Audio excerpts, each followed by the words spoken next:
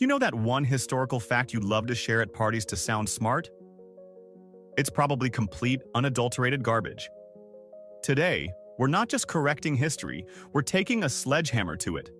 We're detonating 33 of the most persistent lies ever disguised as historical truth. Prepare for a full-scale demolition of your reality. 1. Napoleon Bonaparte. The original short king, right? The tiny tyrant with a massive ego who was basically compensating for everything? Well, it turns out history's most famous short joke is a complete lie. The man was about 5'7", which was actually a bit taller than the average French guy at the time. So what gives? Simple. It was arguably the most successful smear campaign in history, courtesy of the British. Their newspapers relentlessly drew him as a pint-sized rage monster to make him seem less threatening. It was the 19th century equivalent of getting roasted online, 24/7. That, plus a classic mix-up between the French inch and the slightly shorter British inch, sealed his fate as history's most famous short guy. He wasn't a tiny terror. He was just the victim of a brutal meme war and bad unit conversion. 2. So, about Christmas on December 25th. Yeah, that date was basically pulled out of a hat. The Bible is completely silent on when Jesus was born, and the details it does give, like shepherds chilling in the fields with their flocks, point way more towards a spring birth. So why are we all exchanging gifts in the dead of winter? Because the early church pulled off a genius corporate takeover. The Romans already had a wildly popular, week-long pagan festival called Saturnalia, a bender of feasting, drinking, and pure chaos that conveniently ended around December 25th. Instead of trying to cancel the empire's favorite party, the church just went with the flow and slapped a major holy day right on top of it. It was a brilliant, if you can't beat 'em, rebrand 'em strategy. 3. Gladiators fighting to the death? That's probably the biggest lie Hollywood ever sold you about Rome. Sure, it happened, but it was incredibly rare. Why? Because it was just terrible business. Think of gladiators not as disposable cannon fodder, but as the Tom Bradys and LeBron Jameses of their day.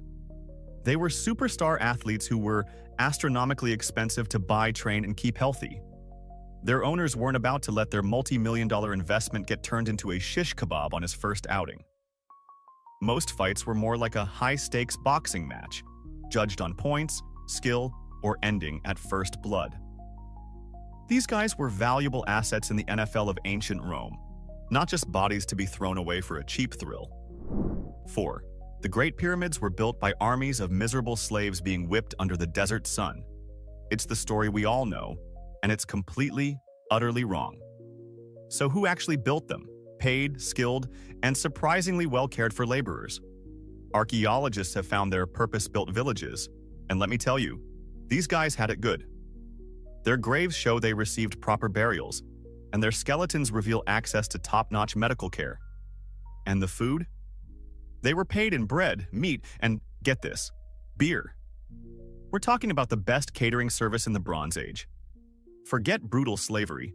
This was more like the world's most epic construction gig with a killer benefits package and a tomb with a view. 5. Close your eyes. Picture a Viking. Giant, filthy, wild beard. Horned helmet, right? Okay, now throw that entire image directly in the trash. That iconic horned helmet is about as historically accurate as a caveman riding a T-Rex. It was literally invented in the 1800s by a costume designer for an opera because he thought it looked cool. And the whole filthy barbarian thing? Please? Vikings were famously obsessed with personal grooming. We found tons of their combs, tweezers, and razors. In fact, English writers from that time complained that the Vikings were too clean, bathing weekly and meticulously grooming their hair, which made them dangerously popular with the local Anglo-Saxon women. They weren't savages. They were just well-groomed bad boys who happened to do a bit of raiding on the side. 6. Cleopatra, the ultimate queen of Egypt, the face of a North African empire, was not actually Egyptian. Not even a little bit. In fact, she was as Greek as baklava and smashing plates at a wedding. She was a descendant of Ptolemy, one of Alexander the Great's generals who took over Egypt centuries before she was born. Her entire family, for 300 years, basically acted like Greek snobs on a long vacation. They spoke Greek, practiced Greek customs, and kept the bloodline pure by marrying their own siblings, creating a family tree that looked more like a wreath. Cleopatra was a political genius because she was the first and only one in her dynasty to actually bother learning the Egyptian language. It was a brilliant PR move, but by blood, she was 100% Greek. 7. A single clumsy cow belonging to a Mrs. O'Leary kicked over a lantern and burned down the entire city of Chicago. It's a great story, isn't it? Simple, memorable, and it blames an animal. Too bad it was a malicious lie, cooked up by a journalist who later admitted he just invented it because it made for a better story. The O'Learys were poor Irish immigrants, making them the perfect scapegoats. The truth is, nobody knows what started the Great Chicago Fire. The city was a tinderbox of wooden buildings during a drought. A stray cigar butt could have done it, but blaming a cow was just easier. Mrs. O'Leary was cleared of all blame, but her poor cow remains history's most unfairly slandered farm animal. 8. The idea that all medieval women were just helpless damsels locked in towers waiting for a knight is a fairy tale myth that needs to die. Yes, it was a patriarchal world, but calling all women powerless is just lazy history. Depending on her class, a woman could be a total boss. Noble women ran massive estates, commanded castles, and played politics like pros while their husbands were away. In towns, women were master brewers, weavers, and merchants who ran their own businesses and were respected members of guilds. And widows? They could inherit everything and become some of the most independent and economically powerful people around.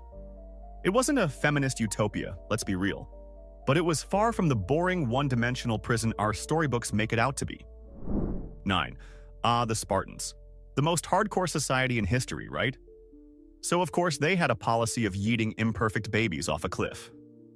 It's the ultimate symbol of their brutal, no-nonsense culture, a story that defines their entire legacy. There's just one tiny problem: they almost certainly didn't do it. This entire story comes from writers like Plutarch, who lived centuries after Sparta's glory days and was basically writing sensationalist history fan fiction. When archaeologists actually excavated the supposed chasm of death, they didn't find piles of baby bones. They found the remains of adult men, likely criminals or prisoners of war. Believing this myth is like a future historian writing about our era based solely on watching old episodes of Jackass. 10. Was there ever a magical time when a caveman could saddle up a triceratops and commute to his cave? According to some corners of the internet and the Flintstones, yes. For everyone else with a basic grasp of time, Yabba Dabba don't believe it. This isn't a small historical error. It's a chasm of geologic time. The last non-avian dinosaurs died out about 65 million years ago. The very first ancestors we might generously call human didn't show up until a mere 2 or 3 million years ago. That's a 63 million year gap. That's not like missing someone by a few minutes. That's like missing a party that ended before the planet your species would evolve on had even cooled down properly. 11. High noon. A dusty main street. Two stoic gunslingers, hands hovering over their Colts, ready for a lightning-fast draw. It's the single most iconic scene of the American Wild West, and it's almost pure fantasy. Real gunfights on the frontier were nothing like the slick duels in the movies. They were clumsy, chaotic, and often very stupid affairs. Forget the honorable stare-down. The reality was more like two drunk guys fumbling with their pistols behind a saloon until one of them got shot in the back by the other guy's friend. And the legendary hero sheriffs who cleaned up towns with their dueling skills? Most were just local lawmen whose primary job was breaking up fistfights and arresting people for being drunk in public, not being Clint Eastwood. 12. The Viking Funeral. A mighty chieftain laid to rest in his longship, pushed out to sea, and sent to Valhalla in a blaze of glory by a single flaming arrow. It's arguably the most metal way to go out imaginable, and it looks incredible on screen. It's also a logistical nightmare that almost never happened. Seriously, just think about it for a second. You've got wind, waves, and a moving target. You're far more likely to miss entirely, set fire to the dock, or just have a soggy, half-charred boat full of your dead chief float embarrassingly back to shore the next morning. While fire was part of their rituals, it was usually cremation on land. A longship was a massive investment. They weren't just going to turn it into a very expensive and very ineffective barbecue. 13. The story of Isaac Newton and the apple is so simple and perfect. He's just chilling under a tree. An apple bonks him on the head, and bam! A fully formed theory of universal gravitation downloads directly into his brain. It's a lovely story that makes genius seem so accessible, and that's exactly why it's a myth. Newton himself said he was inspired by seeing an apple fall from a tree, which merely got him thinking about the problem. The apple didn't provide the answer, it just provided the question. The actual discovery involved years of brain-meltingly complex mathematics and physics, not a piece of fruit acting as a divine slap to the head. Genius is less about getting hit by fruit and more about decades of hard work. 14. Everyone knows that in the Middle Ages, you were lucky if you lived to the ripe old age of 30, right? Life was nasty, brutish, and ridiculously short. Well, this is a classic case of statistics lying to you. That average life expectancy of 30-35 years is so low because it includes the absolutely horrific rates of infant and child mortality. A stomach bug or a fever that we'd crush with modern medicine was a death sentence for a medieval kid. But here's the twist. If you managed to survive the gauntlet of childhood and made it to your early 20s, your chances of living to see 60 or even 70 were actually surprisingly good. That average wasn't a death clock hanging over every 29-year-old. It was just really, really bad news for babies. 15. Walk the plank, you scurvy dog. It's the ultimate pirate threat, a moment of high drama where a captive is forced on a slow, terrifying march to their doom. It's in every pirate movie, book, and theme park ride, and it was almost completely made up. This theatrical punishment was largely popularized by writers like Robert Louis Stevenson for his novel Treasure Island, because it sounded dramatic. Real pirates were violent criminals, but they were also brutally practical businessmen. Why waste a perfectly good plank and all that time on pageantry? They were far more likely to just stab you, bash your head in, and chuck your body overboard. It's quicker, more efficient, and you don't have to clean up afterwards. 16. The Middle Ages. A time when everyone was caked in so much grime that a bar of soap was probably viewed as a mystical artifact. The stench must have been so bad it could knock a buzzard off a cart, right? Well, let's not get too smug with our modern showers. While they weren't bathing with artisanal lavender body wash, the idea they never bathed at all is just wrong. Soap, in various forms, existed. Public bathhouses, known as stews, were common in towns and cities. Cleanliness was also tied to religious piety. They understood the basic concept of getting clean. They just didn't have the luxury of our indoor plumbing. They weren't filthy savages.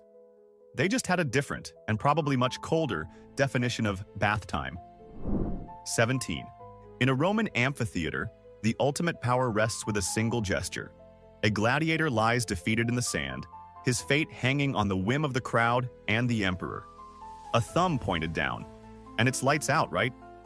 That iconic thumbs down gesture, meaning death, is so deeply embedded in our culture that we use it every day to dislike YouTube videos. The only problem is, it almost certainly meant the exact opposite. Most historical evidence suggests that thumbs down, or pollice verso, was actually the signal to spare the gladiator, representing the sheathing of a sword. The gesture for death?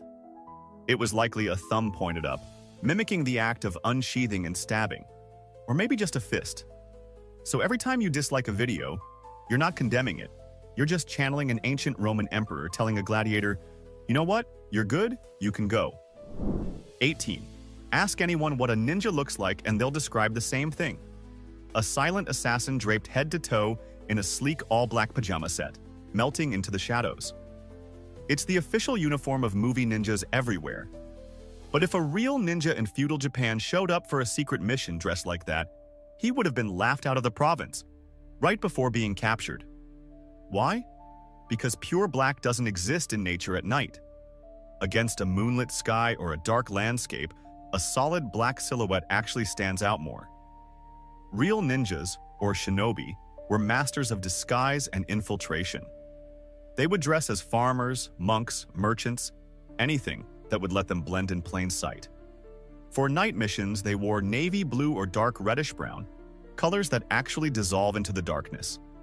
That all-black look? That comes from Japanese kabuki theater, where stagehands dressed in black to signify they were invisible to the audience. We basically took the theater's stage crew uniform and called it history. 19. Catherine the Great of Russia. A powerful, intelligent, formidable empress who expanded her empire and oversaw a golden age. But what's the one fact everyone whispers about her? That her death involved a very unfortunate and physically impossible encounter with a horse. This disgusting rumor is one of history's most successful character assassinations, a piece of slander so vile and memorable that it has overshadowed her entire legacy. It was cooked up by her political enemies, specifically the French court, to portray her as a depraved, degenerate monster. The boring, completely unscandalous reality? She died of a stroke at the age of 67 while in her private chambers. The horse story was just a vicious lie, a weaponized piece of gossip designed to destroy the reputation of a powerful woman who dared to challenge the old boys club of European monarchs. 20. Thomas Edison, the Wizard of Menlo Park, the man who single-handedly invented the light bulb and brought light to the world. It's a foundational story of American ingenuity. But saying Edison invented the light bulb is like saying Christopher Columbus invented America. It conveniently ignores all the people who were already there. Dozens of inventors were working on electric lighting for 50 years before Edison. A man named Humphrey Davy created the first electric arc lamp way back in 1802. Joseph Swan, a British inventor, had a working incandescent bulb years before Edison and even sued him for patent infringement, and won. So what was Edison's real genius? He wasn't the first, but he was the best at making it practical. He didn't invent the light bulb. He perfected a commercially viable, long-lasting, and affordable one, and, crucially, built the entire electrical grid infrastructure needed to power it. He was less an inventor and more a genius systems engineer and a marketing machine. 21. Let's talk about the Trojan horse, the sneakiest piece of military hardware in history. The Greeks, unable to breach the walls of Troy, build a giant wooden horse, hide their best soldiers inside, and leave it as a gift. The Trojans, in a moment of history's dumbest decision-making, wheel it into their city and, well, you know the rest. It's a fantastic story of cunning strategy,